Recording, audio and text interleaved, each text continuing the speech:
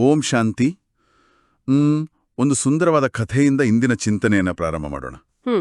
ಒಂದು ಬಾರಿ ಒಂದು ಹದ್ದಿನ ಮೊಟ್ಟೆ ಆಕಸ್ಮಿಕವಾಗಿ ಕುರಿಮಂದೆಯ ಮಧ್ಯ ಬಿದ್ದು ಅಲ್ಲಿಯೇ ಒಡೆದು ಮರಿಯಾಗುತ್ತೆ. ಓಹೋ. ಆ ಹದ್ದಿನ ಮರಿ ತಾನು ಒಂದು ಕುರಿ ಅಂತಲೇ ಭಾವಿಸಿ ಕುರಿಗಳ ತರಾನೇ ಹುಲ್ಲು ತಿನ್ನುತ್ತಾ ನೆಲದ ಮೇಲೆಯೇ ನಡೀತಾ ಬೆಳೆಯುತ್ತೆ. ತಾನು ವಿಶಾಲ ಆಕಾಶದಲ್ಲಿ ಹಾರಾಡಬೇಕಾದವನು ಅನ್ನೋ ಪರಿವೇ ಅದಕ್ಕಿರೋದಿಲ್ಲ. ಜೊತೆಲಿರೋರ್ನೇ ನೋಡಿ ಕಲಿಯೋದಲ್ವಾ? ಹೌದು. ಆದರೆ ಒಂದು ದಿನ ವಿಶಾಲವಾದ ಆಕಾಶದಲ್ಲಿ ರಾಜಗಾಂಭೀರ್ಯದಿಂದ ಹಾರುತ್ತಿರುವ ಮತ್ತೊಂದು ದೊಡ್ಡ ಹದ್ದನ್ನದು ನೋಡುತ್ತೆ. ಆ ಕ್ಷಣದಲ್ಲಿ ಅದಕ್ಕೆ ತನ್ನ ನಿಜವಾದ ಶಕ್ತಿ, ತನ್ನ ರೆಕ್ಕೆಗಳ ಬಲ ಮತ್ತು ತಾನು ಯಾರು ಅನ್ನೋ ಸತ್ಯದ ಅರಿವಾಗುತ್ತೆ. ವಾವ್, ಅದ್ಭುತ! ತಕ್ಷಣವೇ ಅದು ಆಕಾಶದತ್ತ ಜಿಗಿದು ಎತ್ತರಕ್ಕೆ ಹಾರೋಕೆ ಶುರು ಮಾಡುತ್ತೆ. ಅದೇ ರೀತಿ ನಾವು ಆತ್ಮಗಳು ಈ ದೇಹದ ಭ್ರಮೆಯಲ್ಲಿ ಸಿಲುಕಿ ಕುರಿಗಳಂತೆ ಸಾಮಾನ್ಯ ಜೀವನದಲ್ಲಿ ನಮ್ಮ ಸತ್ಯ ಸ್ವರೂಪವನ್ನು ಮರೆತಿದ್ದೆವು. ನಿಜ, ನಾವು ಮರ್ತೆ ಹೋಗಿದ್ವಿ. ಈಗ ಪರಮಪಿತ ಪರಮಾತ್ಮ ಬಂದು ಜ್ಞಾನದ ಮೂಲಕ ನಮ್ಮನ್ನ ಎಚ್ಚರಿಸ್ತಿದ್ದಾರೆ. ಇದೇ ಸ್ಥಿತಿಯನ್ನ ಸಂಪೂರ್ಣವಾಗಿ ಬದಲಾಯಿಸಲು ಇಂದಿನ ಮುರಳಿಯಲ್ಲಿ ಬಾಬಾ ಒಂದು ಕಠಿಣವಾದ ಆದರೆ ಅಷ್ಟೇ ಮುಖ್ಯವಾದ ಎಚ್ಚರಿಕೆಯನ್ನು ನೀಡ್ತಾ ಇದ್ದಾರೆ. ಖಂಡಿತ. ಆ ಎಚ್ಚರಿಕೆ ನಮಗೆಲ್ಲರಿಗೂ ಬಹಳ ಮುಖ್ಯ. ವಿನಾಶದ ಸಮಯದಲ್ಲಿ ನಮ್ಮ ಬುದ್ಧಿ ಪ್ರಾಪಂಚಿಕ ಮೋಹವನ್ನ ಬಿಟ್ಟು ಕೇವಲ ಒಬ್ಬರ ಮೇಲೆಯೇ ಏಕೆ ಇರಬೇಕು. ಬನ್ನಿ, ಇಂದಿನ ಈ ರಹಸ್ಯಗಳ ಆಳಕ್ಕೆ ಇಳಿಯೋಣ. ಇಂದಿನ ಮುರಳಿ ಚಿಂತನೆಗೆ ನಿಮಗೆ ಸ್ವಾಗತ. ಇಂದಿನ ಮುರಳಿಯ ದಿನಾಂಕ 12 ಮೇ 2026. ಇಂದಿನ ಮುರಳಿಯ ಮುಖ್ಯ ಶೀರ್ಷಿಕೆ ಹೀಗಿದೆ: ಮಧುರ ಮಕ್ಕಳೇ, ಈಗ ವಿನಾಶದ ಸಮಯ ಬಹಳ ಹತ್ತಿರ ಇರುವುದರಿಂದ ಯಾವ ದೇಹಧಾರಿಯ ಜೊತೆ ಪ್ರೀತಿಯನ್ನು ಇಡದೆ ಒಬ್ಬ ತಂದೆಯ ಜೊತೆ ಸತ್ಯವಾದ ಪ್ರೀತಿಯನ್ನು ಇಡಬೇಕು. ಹೌದು ನೋಡಿ, ಕೇವಲ ಒಬ್ಬ ತಂದೆಯ ಜೊತೆ ಮಾತ್ರ ಪ್ರೀತಿ ಇರಬೇಕು ಅಂತ ಬಾಪ ಹೇಳ್ತಾರೆ. ಅದೇ ಪ್ರಾಯೋಗಿಕ ಜೀವನದಲ್ಲಿ ನಮ್ಮ ಜೊತೆಗಿರುವ ದೇಹಧಾರಿಗಳ ಮೇಲಿನ ವ್ಯಾಮೋಹವನ್ನ ಬಿಡೋದು ಅಷ್ಟು ಸುಲಭನಾ? ಖಂಡಿತ ಇದು ಸುಲಭವಲ್ಲ, ಆದ್ರೆ ಇದು ಅತ್ಯಗತ್ಯ. ಇಲ್ಲಿ ಗಮನಿಸಬೇಕಾದ ಮುಖ್ಯ ಅಂಶ ಅಂದ್ರೆ ವಿನಾಶದ ಸಮಯದ ಸಾಮೀಪ್ಯತೆ. ಕರೆಕ್ಟ್. ಜಗತ್ತು ತನ್ನ ಅಂತಿಮ ಘಟ್ಟವನ್ನು ತಲುಪುತ್ತಿರುವಾಗ ದೇಹಧಾರಿಗಳ ಮೇಲಿನ ವ್ಯಾಮೋಹ ನಮ್ಮನ್ನ ಮಾನಸಿಕವಾಗಿ ಮತ್ತು ಆಧ್ಯಾತ್ಮಿಕವಾಗಿ ದುಃಖದ ಪ್ರಪಾತಕ್ಕೆ ದೂಳುತ್ತೆ. ಒಬ್ಬ ಶಿವಬಾಬಾನ ಜೊತೆ ಸತ್ಯವಾದ ಪ್ರೀತಿಯನ್ನು ಇಟ್ರೆ ಮಾತ್ರ ನಾವು ಸುರಕ್ಷಿತರಾಗಿರಲು ಸಾಧ್ಯ ಅಂತ ಬಾಬಾ ಎಚ್ಚರಿಸ್ತಿದ್ದಾರೆ. ಹಾಗಾದರೆ ಯಾರು ಈ ಪರೀಕ್ಷೆಯಲ್ಲಿ ಪಾಸ್ ಆಗುತ್ತಾರೆ ಎಂಬುದನ್ನು ಅಳೆಯಲು ಬಾಬಾ ಕೆಲವು ಮಾನದಂಡಗಳನ್ನು ನೀಡಿದ್ದಾರೆ. ಪ್ರಶ್ನೆಯಲ್ಲಿ ಹೀಗೆ ಕೇಳಿದ್ದಾರೆ: ತಂದೆಗೆ ಜೊತೆ ಸತ್ಯವಾದ ಪ್ರೀತಿ ಇರುವ ಮಕ್ಕಳ ಗುರುತುಗಳು ಯಾವುವು? ಇದಕ್ಕೆ ಉತ್ತರವಾಗಿ 6 ಅಂಶಗಳನ್ನು ನೀಡಿದ್ದಾರೆ. 1ನೇದು, ಅಂತಹ ಮಕ್ಕಳ ಬುದ್ಧಿ ಯಾವುದೇ ದೇಹಧಾರಿಯ ಕಡೆ ಹೋಗಲು ಸಾಧ್ಯವಿಲ್ಲ. ಅವರು ಪರಸ್ಪರದಲ್ಲಿ ಒಬ್ಬರಿಗೊಬ್ಬರು ಪ್ರೀತ್ಯತಮೆಯರು ಆಗುವುದಿಲ್ಲ. ನಿಜ, ಇದು ಬಹಳ ಮುಖ್ಯವಾದ ಗುರುತು. 2ನೇದು, ಯಾರ ಪ್ರೀತಿಯು ಸತ್ಯವಾಗಿರುತ್ತದೆಯೋ ಅವರು ಸದಾ ವಿಜಯಿಗಳಾಗಿರುತ್ತಾರೆ. ವಿಜಯಿಗಳಾಗುವುದೆಂದರೆ ಸತ್ಯಯುಗದ ಮಹಾರಾಜ ಮಹಾರಾಣಿಯಾಗುವುದು. 3ನೇದು, ಪ್ರೀತಿ ಬುದ್ಧಿಯವರು ಸದಾ ತಂದೆಯ ಜೊತೆ ಸತ್ಯವಾಗಿರುತ್ತಾರೆ. ಅವರು ಏನನ್ನೂ ಮುಚ್ಚಿಡುವುದಿಲ್ಲ. 4ನೇದು, ಪ್ರತಿದಿನ ಅಮೃತ ವೇಳೆ ಎದ್ದು ತಂದೆಯನ್ನು ಪ್ರೀತಿಯಿಂದ ನೆನಪು ಮಾಡುತ್ತಾರೆ. 5ನೇದು, ದಧೀಚಿ ಋಷಿಯ ಹಾಗೆ ಸೇವೆಯಲ್ಲೇ ತಮ್ಮ ಮೂಳೆಗಳನ್ನು ಸವಿಸುತ್ತಾರೆ. ಮತ್ತು 6ನೇದು, ಅವರ ಬುದ್ಧಿ ಪ್ರಾಪಂಚಿಕ ಮಾತುಗಳ ಕಡೆ ಹೋಗುವುದಿಲ್ಲ. ಈ 6 ಅಂಶಗಳು ಒಂದು ರೀತಿಯಲ್ಲಿ ನಮ್ಮ ಆಧ್ಯಾತ್ಮಿಕ ಥರ್ಮಾಮೀಟರ್ ಇದ್ದಂತೆ ಅಲ್ವಾ? ಹೌದು, ಖಂಡಿತ. ನಾವು ಬಾಬಾನಿಗೆ ಎಷ್ಟು ಹತ್ತಿರವಿದ್ದೇವೆ ಅಂತ ನಮಗೆ ನಾವೇ ಪರೀಕ್ಷಿಸಿಕೊಳ್ಳಬಹುದು. ಪ್ರಾಪಂಚಿಕ ಆಕರ್ಷಣೆಗಳಿಂದ ನಮ್ಮ ಬುದ್ಧಿ ಎಷ್ಟು ದೂರವಿದೆ. ಪ್ರತಿದಿನ ಅಮೃತ ವೇಳೆಯಲ್ಲಿ ಏಳಲು ನಮಗೆ ಆಲಸ್ಯವಾಗುತ್ತದೆಯೋ ಅಥವಾ ಪ್ರೀತಿಯ ಸೆಳೆತವಿದೆಯೋ?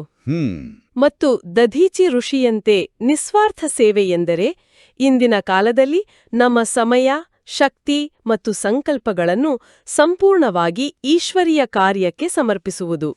ಇವೇ ಸತ್ಯವಾದ ಪ್ರೀತಿಯ ನೈಜ ಗುರುತುಗಳು. ಇದು ಬಹಳ ಸ್ಪಷ್ಟವಾದ ಕನ್ನಡಿ. ಇದೇ ಪ್ರೀತಿಯನ್ನು ಇಂದಿನ ಗೀತೆಯಲ್ಲಿ ಬಹಳ ಸುಂದರವಾಗಿ ಹೇಳಲಾಗಿದೆ. ಗೀತೆ, ಅವರು ನಮ್ಮಿಂದ ಬೇರೆಯಾಗುವುದಿಲ್ಲ. ಹೌದು.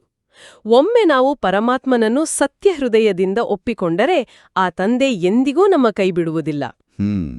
ನಾವು ಮಾಯೆಯ ಪ್ರಭಾವದಿಂದ ಅವರನ್ನ ಮರೆಯಬಹುದೋ, ಆದ್ರೆ ಆ ಶಾಶ್ವತ ಪ್ರೀತಿಯ ಸಾಗರನಾದ ತಂದೆ ನಮ್ಮನ್ನು ಎಂದಿಗೂ ಮರೆಯೋದಿಲ್ಲ ಎಂಬುದನ್ನೇ ಈ ಗೀತೆ ಪ್ರತಿಧ್ವನಿಸುತ್ತಿದೆ. ಈಗ ಮುರಳಿಯ ಮೊದಲ ವಿಭಾಗದ ಸಾಲುಗಳನ್ನು ಒಟ್ಟಿಗೆ ನೋಡೋಣ. ಓಂ ಶಾಂತಿ.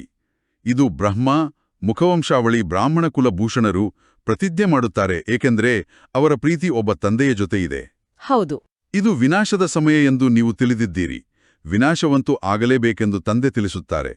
ವಿನಾಶಕಾಲದಲ್ಲಿ ತಂದೆಯ ಜೊತೆ ಪ್ರೀತಿ ಇರುವವರೇ ವಿಜಯವನ್ನು ಪಡೆಯುತ್ತಾರೆ, ಅರ್ಥಾತ್ ಸತ್ಯಯುಗದ ಮಾಲೀಕರಾಗುತ್ತಾರೆ.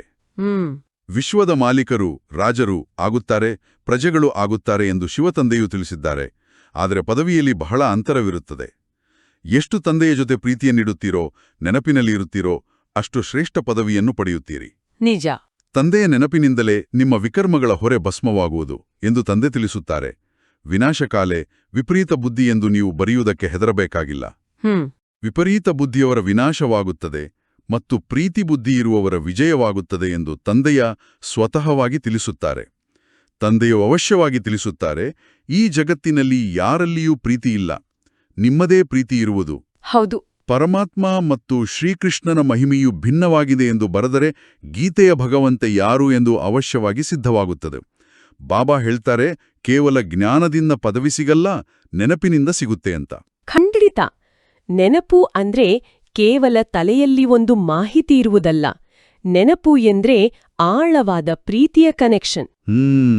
ಯಾರು ಹೆಚ್ಚು ಸಮಯ ತಮ್ಮ ಪ್ರಜ್ಞೆಯಲ್ಲಿ ನಾನು ಆತ್ಮ, ನನ್ನ ತಂದೆ ಪರಮಾತ್ಮ ಎಂಬ ಸ್ಥಿತಿಯಲ್ಲಿರುತ್ತಾರೋ ಅವರ ಆತ್ಮದ ಶಕ್ತಿ ಹೆಚ್ಚಾಗುತ್ತೆ. ಆ ಶಕ್ತಿಯೇ ಭವಿಷ್ಯದ ಪದವಿಯನ್ನು ನಿರ್ಧಾರಿಸುತ್ತದೆ.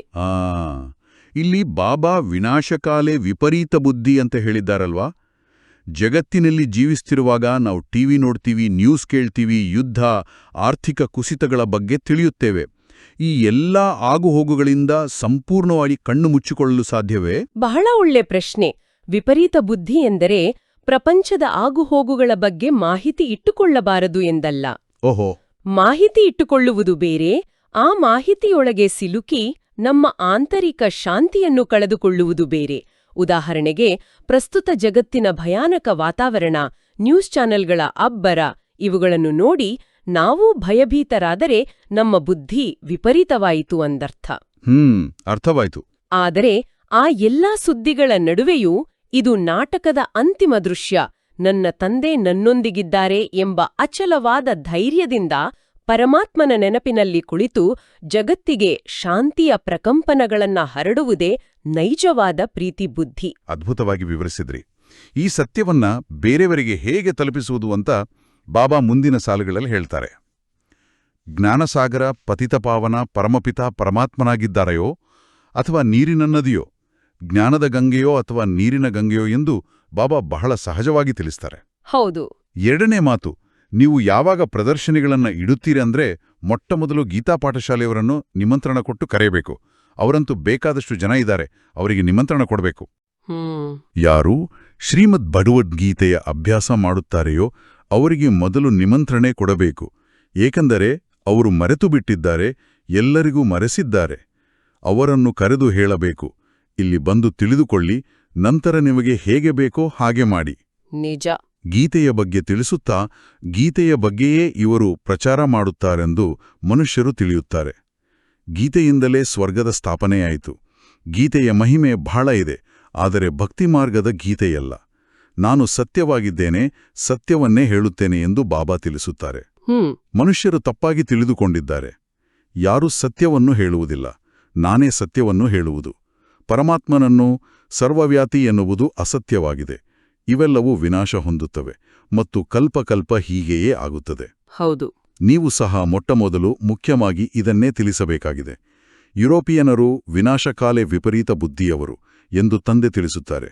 ವಿನಾಶಕ್ಕಾಗಿ ತಯಾರಿಗಳು ಚೆನ್ನಾಗಿ ನಡೆಯುತ್ತಿವೆ, ಆದರೆ ಕಲ್ಲು ಬುದ್ಧಿಯವರು ಇದನ್ನು ತಿಳಿಯಲು ಸಾಧ್ಯವಿಲ್ಲ. ಆದರೆ ಅವರು ತಮ್ಮ ಭಕ್ತಿ ಮತ್ತು ನಂಬಿಕೆಗಳಲ್ಲಿ ಬಹಳ ಕಟ್ಟುನಿಟ್ಟಾಗಿರುತ್ತಾರಲ್ವಾ? ಅವರ ಬಳಿ ಹೋದಾಗ ವಾದವಿವಾದ ಆಗುವ ಸಾಧ್ಯತೆ ಹೆಚ್ಚು. ಅವರನ್ನು ಒಪ್ಪಿಸುವುದು ಹೇಗೆ? ಇಲ್ಲಿ ನಾವು ದಾದೀಜಿಯವರ ಒಂದು ಪ್ರಾಯೋಗಿಕ ಉದಾಹರಣೆಯನ್ನು ನೆನಪಿಸಿಕೊಳ್ಳಬಹುದು. ದಾದೀಜಿಯವರು ಸೇವೆ ಮಾಡುವಾಗ ಭಕ್ತರನ್ನ ಕಂಡಾಗ ಎಂದಿಗೂ ಅವರ ನಂಬಿಕೆಯನ್ನು ತಪ್ಪು ಎಂದು ವಾದಿಸುತ್ತಿರಲಿಲ್ಲ. ಓಹೋ, ಹಾಗ? ಹೌದು. ಬದಲಾಗಿ ಅವರನ್ನಿಷ್ಟೊಂದು ಪ್ರೀತಿಯಿಂದ ಪ್ರದರ್ಶನೆಗೆ ಆಹ್ವಾನಿಸುತ್ತಿದ್ದರು. ನೀವು ಗೀತೆಯನ್ನು ಪ್ರೀತಿಸುತ್ತೀರಿ, ಬನ್ನಿ ಗೀತೆಯ ಭಗವಂತನ ನೈಜ ಪರಿಚಯವನ್ನು ನೋಡೋಣ ಅಂತ ಬಹಳ ವಿನಮ್ರತೆಯಿಂದ ಕರೆಯುತ್ತಿದ್ದರು. ಆ ಆತ್ಮಿಕ ದೃಷ್ಟಿ ಮತ್ತು ಪ್ರೀತಿಯು ಎದುರಿಗಿರುವವರ ಅಹಂಕಾರವನ್ನು ಕರಗಿಸುತ್ತಿತ್ತು. ಪ್ರೀತಿ ಮತ್ತು ತಾಳ್ಮೆಯೇ ಇಲ್ಲಿ ಅಸ್ತ್ರ. ಹೌದು.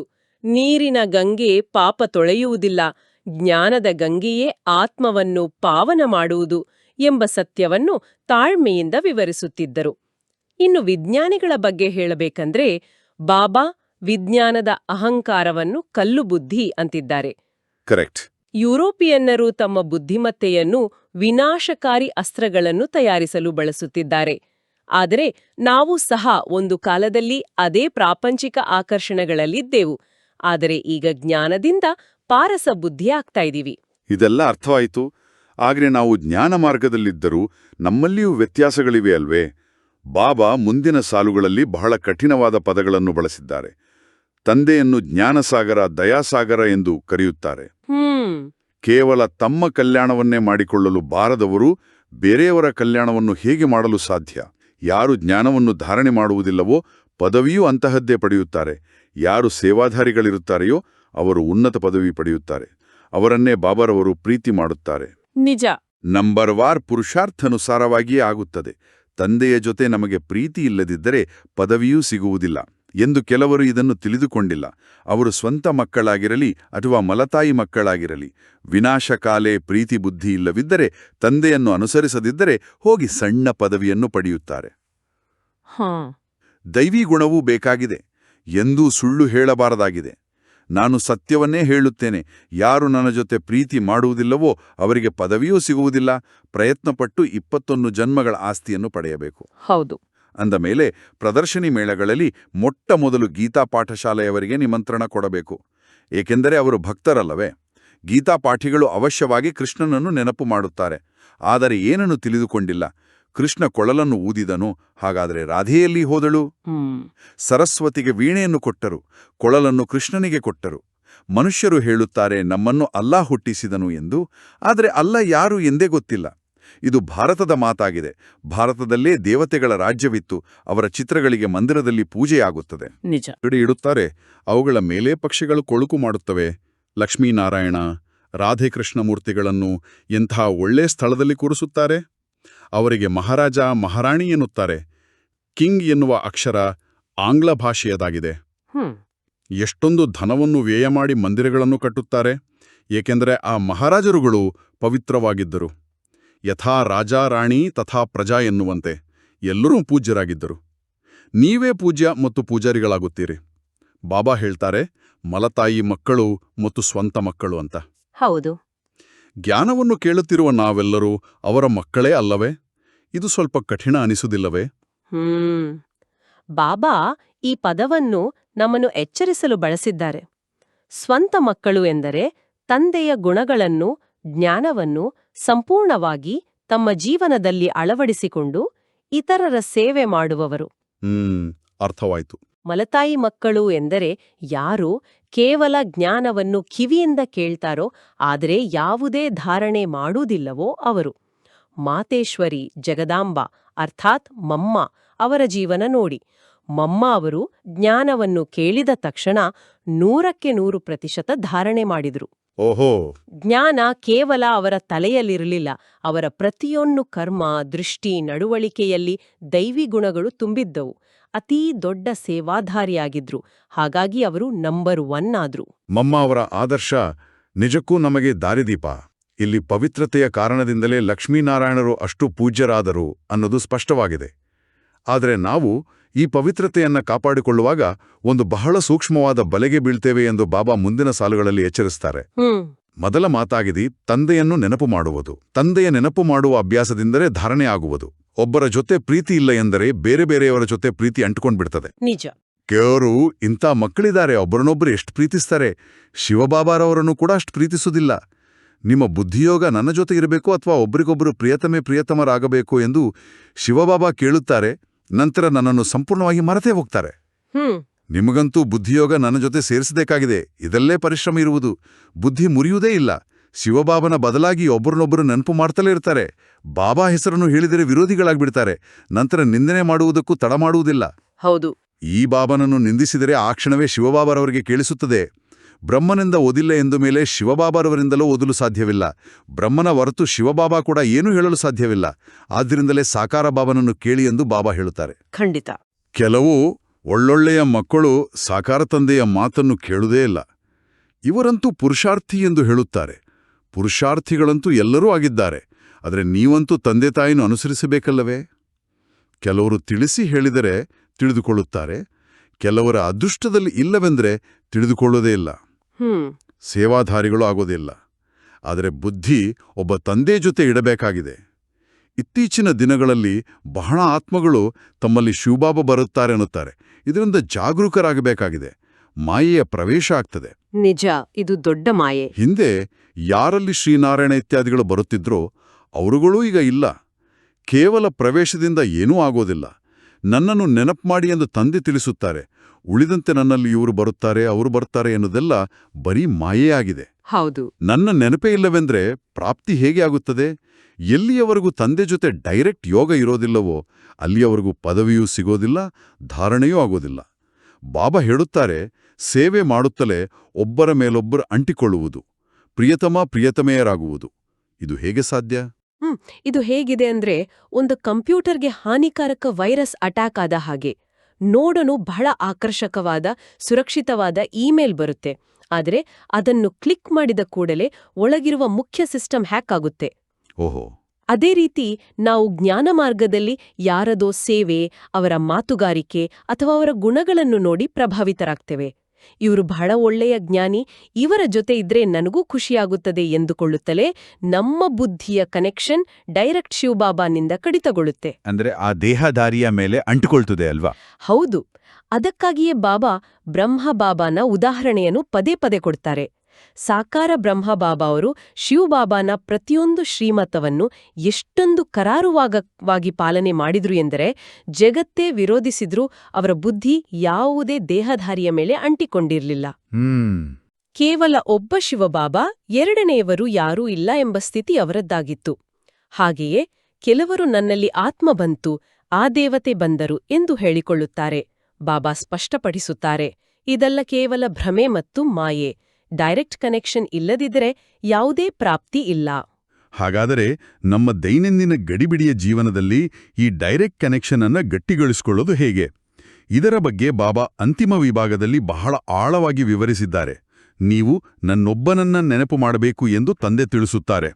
ಬ್ರಹ್ಮನ ಮೂಲಕವೇ ನಾನು ತಿಳಿಸುವುದು, ಬ್ರಹ್ಮನ ಮೂಲಕವೇ ಸ್ಥಾಪನೆಯಾಗಿರುವುದು. ಹೌದು.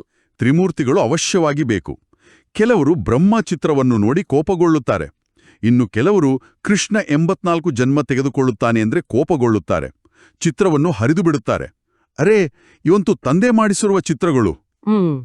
ಮರೆಯಬೇಡಿ, ತಂದೆಯನ್ನು ಮಾತ್ರ ನೆನಪು ಮಾಡಿ ಎಂದು ತಂದೆ ತಿಳಿಸುತ್ತಾರೆ.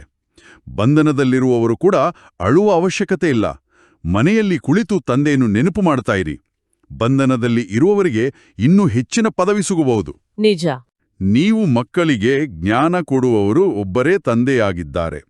ಸ್ಪಿರಿಚುವಲ್ ಜ್ಞಾನ ಒಬ್ಬ ತಂದೆಯ ಬಳಿ ಮಾತ್ರ ಇದೆ, ಬೇರೆ ಯಾರ ಬಳಿಯೂ ಇಲ್ಲ.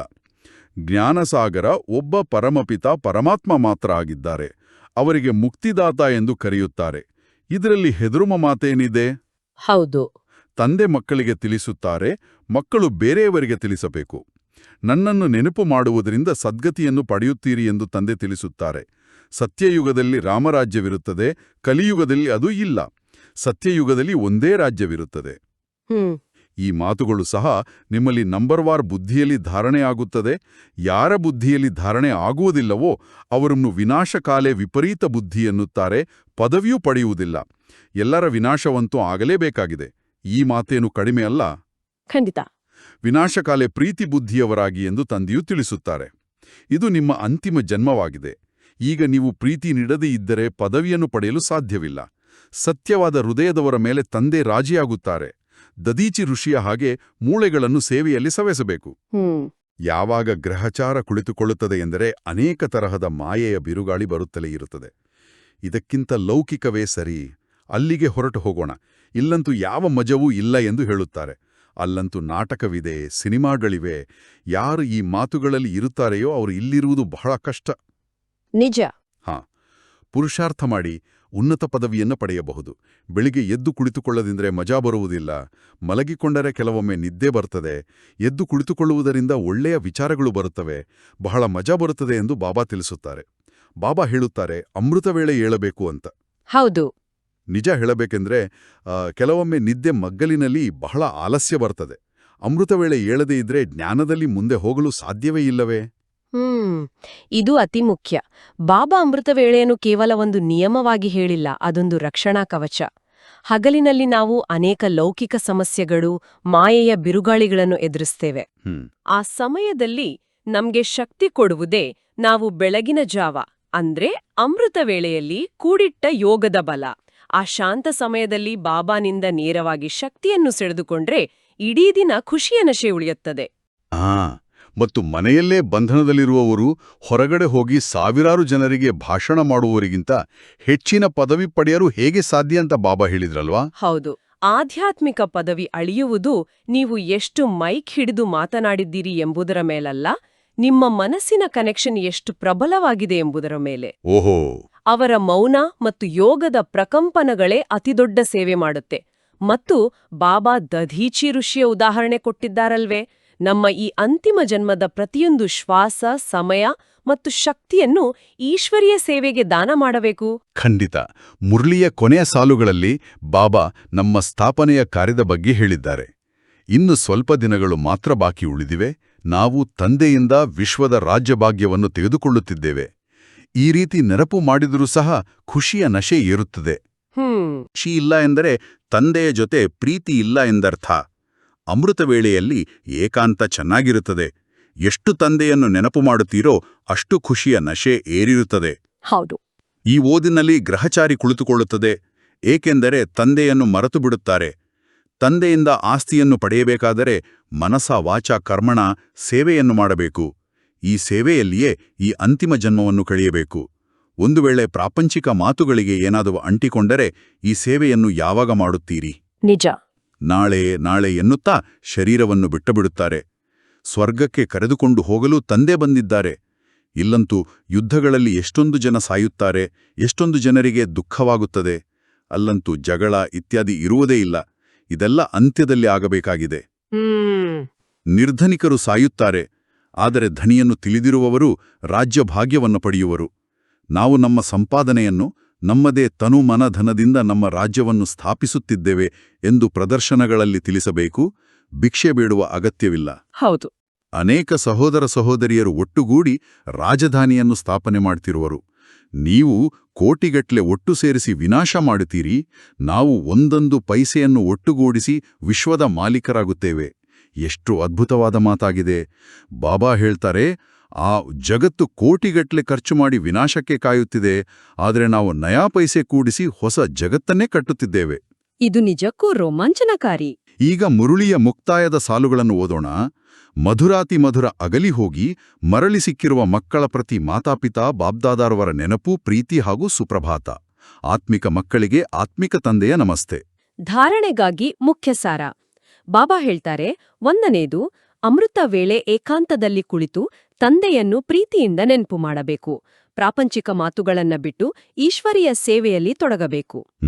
2ನೇದು, ತಂದೆಯ ಜೊತೆ ಸತ್ಯವಾದ ಹೃದಯವನ್ನು ಇಡಬೇಕು. ಪರಸ್ಪರದಲ್ಲಿ ಒಬ್ಬರಿಗೊಬ್ಬರು ಪ್ರಿಯತಮೆಯರಾಗಬಾರದು. ಯಾವುದೇ ದೇಹದಾರಿಯ ಜೊತೆ ಪ್ರೀತಿ ಇಡಬೇಡಿ. ಒಬ್ಬ ತಂದೆಯ ಜೊತೆ ಪ್ರೀತಿಯನ್ನು ಇಡಬೇಕಾಗಿದೆ. ಇಂದಿನ ವರದಾನ ಹೀಗಿದೆ: ಸರ್ವಶಕ್ತಿಗಳ ಸಂಪತ್ತಿನಿಂದ ಸಂಪನ್ನರಾಗಿದ್ದು ದಾತರಾಗುವಂತಹ ವಿದಾತ ವರದಾತಾ ಭವ. ಯಾವ ಮಕ್ಕಳು ಪರಮಾತ್ಮನಿಂದ ಸರ್ವಶಕ್ತಿಗಳನ್ನು ಪಡೆದು ಸಂಪನ್ನರಾಗಿದ್ದಾರೆಯೋ ಅವರು ಸಂಪೂರ್ಣ ಸ್ಥಿತಿಯ ಸಮೀಪತೆಯ ಅನುಭವ ಮಾಡುತ್ತಾರೆ. ಹೌದು. ಭಿಕ್ಷುಕತನದ ವಿಕಾರಿ ಸಂಸ್ಕಾರಗಳು ಅವರಲ್ಲಿ ಲವಲೇಶವೂ ಇರುವುದಿಲ್ಲ. ಬದಲಾಗಿ ಅವರು ಶಿವಬಾಬನ ಸಮಾನ ಮಾಸ್ಟರ್ ವರದಾತರಾಗಿ ಇತರರಿಗೆ ದಾನ, ಜ್ಞಾನ ಮತ್ತು ಶಕ್ತಿಯನ್ನು ಹಂಚುವ ದಾತರಾಗಿರುತ್ತಾರೆ. ಬೇಡುವ ಕೈಗಳಲ್ಲ, ನೀಡುವ ಕೈಗಳು ಅವರದ್ದಾಗಿರ್ತದೆ. ಇಂದಿನ ಸ್ಲೋಗನ್, ಪ್ರತಿಯೊಂದು ಆತ್ಮನಿಗೆ ಏನಾದರೊಂದು ಪ್ರಾಪ್ತಿ ಮಾಡಿಸುವವರ ವಚನವೇ ಸತ್ಯವಚನವಾಗಿದೆ. ಇಂದಿನ ಅವ್ಯಕ್ತ ಇಶಾರೆಯನ್ನು ಗಮನಿಸೋಣ. ಸದಾ ಅಚಲ, ಅಡೋಲ, ಏಕರಸ ಸ್ಥಿತಿಯ ಅನುಭವ ಮಾಡಿ. ಪರಿಸ್ಥಿತಿಗಳು ಏನೇ ಬರಲಿ, ನಿಂದನೆಗಳಿರಲಿ ಅಥವಾ ಹೊಗಳಿಕೆಗಳಿರಲಿ, ನಾವು ಸರ್ವ ಖಜಾನೆಗಳಿಂದ ಸಂಪನ್ನರಾಗಬೇಕು. ನಿಜ. ಲೌಕಿಕ ಪ್ರಾಪ್ತಿಗಳಿಂದ ಸಿಗುವ ಖುಷಿ ಅಲ್ಪಕಾಲದ್ದು, ಕೇವಲ ನಾಟಕ. ಆದರೆ ಈ ಏಕರಸ ಸ್ಥಿತಿಯಲ್ಲಿ ನಿಂತಾಗ ನಮಗೆ ಸಿಗುವ ಆ ಅವಿನಾಶಿ ಖುಷಿ ಯಾವತ್ತೂ ಕಮ್ಮಿಯಾಗುವುದಿಲ್ಲ. ಈಗ ನಾವೆಲ್ಲರೂ 1 ನಿಮಿಷ ಏಕಾಗ್ರತೆಯಿಂದ ಯೋಗದ ಅಭ್ಯಾಸ ಮಾಡೋಣ. ದಯವಿಟ್ಟು ಎಲ್ಲರೂ ಕುಳಿತಲ್ಲಿಯೇ ಆರಾಮದಾಯಕವಾಗಿರಿ. ನನ್ನ ಗಮನವನ್ನು ಈ ಭೌತಿಕ ದೇಹ, ಕಣ್ಣಿಗೆ ಕಾಣುವ ಈ ಅಶಾಂತ ಪ್ರಪಂಚದಿಂದ ಸಂಪೂರ್ಣವಾಗಿ ಹಿಂದಕ್ಕೆ ತೆಗೆದುಕೊಳ್ಳುತ್ತಿದ್ದೇನೆ. ನಾನು ಈ ದೇಹವನ್ನು ನಡೆಸುವ ಚೈತನ್ಯ ಶಕ್ತಿ, ಭ್ರೂಕುಟಿಯ ಮಧ್ಯದಲ್ಲಿ ವಿರಾಜಮಾನವಾಗಿರುವ ಒಂದು ಪ್ರಕಾಶಮಾನವಾದ ಜ್ಯೋತಿರ್ಬಿಂದು ಆತ್ಮ. ನನ್ನ ಮನೆ ಈ ಭೂಮಿಯಲ್ಲ, ಅದು ಸೂರ್ಯ, ಚಂದ್ರ, ನಕ್ಷತ್ರಗಳನ್ನು ದಾಟಿರುವ ಶಾಂತಿಯ ನಾಡು, ಪರಮಧಾಮ. ಹೌದು. ಅಲ್ಲಿಂದ ನನ್ನ ಅಚ್ಚುಮೆಚ್ಚಿನ ಪರಮಪಿತ ಶಿವಬಾಬಾನ ದಿವ್ಯ ಜ್ಞಾನ ಮತ್ತು ಶಕ್ತಿಯ ಕಿರಣಗಳು ನೇರವಾಗಿ, ನಿರಂತರವಾಗಿ ನನ್ನ ಮೇಲೆ ಬೀಳುತ್ತಿವೆ. ನನ್ನಲ್ಲಿರುವ ಹಳೆ ಸಂಸ್ಕಾರಗಳು, ಪ್ರಾಪಂಚಿಕ ಆಕರ್ಷಣೆಗಳು ಭಸ್ಮವಾಗುತ್ತಿವೆ. ನಾನು ಸರ್ವಶಕ್ತಿಗಳಿಂದ ಸಂಪನ್ನನಾಗುತ್ತಿದ್ದೇನೆ. ಯಾವ ದೇಹಧಾರಿಯ ಮೇಲೂ ನನಗೀಗ ಮೋಹವಿಲ್ಲ. ನಾನೀಗ ಸದಾ ಅಚಲ, ಅಡೋಲ ಸ್ಥಿತಿಯನ್ನು ತಲುಪುತ್ತಿದ್ದೇನೆ. ಓಂ ಶಾಂತಿ. ಸಂಕಲ್ಪವು ಈ ಹೊಸ ಜಗತ್ತಿನ ಸ್ಥಾಪನೆಗೆ ಇಟ್ಟಿಗೆಯಾಗಲಿದೆ ಮತ್ತು ಒಬ್ಬ ಶಿವಬಾಬಾನನ್ನು ಹೊರತುಪಡಿಸಿ ಬೇರೆ ಯಾವ ದೇಹಧಾರಿಯೊಂದಿಗೂ ಬುದ್ಧಿಯ ಯೋಗವನ್ನು ಜೋಡಿಸುವುದಿಲ್ಲ ಎಂದು ದೃಢ ಸಂಕಲ್ಪ ಮಾಡೋಣ. ಖಂಡಿತ. ಸಂಚಿಕೆಯ ಆರಂಭದಲ್ಲಿ ನಾವು ಮಾತನಾಡಿದ ಆ ಹದ್ದಿನ ಕಥೆಯಂತೆ ನಾವೂ ಸಹ ಪ್ರಾಪಂಚಿಕ ಭ್ರಮೆ ಎಂಬ ನೆಲದ ಆಕರ್ಷಣೆಯನ್ನು ಬಿಟ್ಟು ಪರಮಾತ್ಮನ ಜ್ಞಾನ ಮತ್ತು ಶಕ್ತಿಯ ರೆಕ್ಕೆಗಳ ಸಹಾಯದಿಂದ ಉನ್ನತ ಆಧ್ಯಾತ್ಮಿಕ ಸ್ಥಿತಿಯತ್ತ ಹಾರೋಣ. ಇದು ನಾಳೆಯಲ್ಲ, ಇಂದೇ ಆಗಲಿ. ಹೌದು. ಮಧುರ ಮಧುರ ಮಕ್ಕಳೇ, ಲೈಕ್, ಶೇರ್, ಫಾರ್ವರ್ಡ್ ಮಾಡಿ. ನಾಳೆ ಮತ್ತೆ ಹೊಸ ಬಾಬಾರ ಮುರಳಿಯನ್ನು ಕೇಳೋಣ. ಓಂ ಶಾಂತಿ. ಓಂ ಶಾಂತಿ.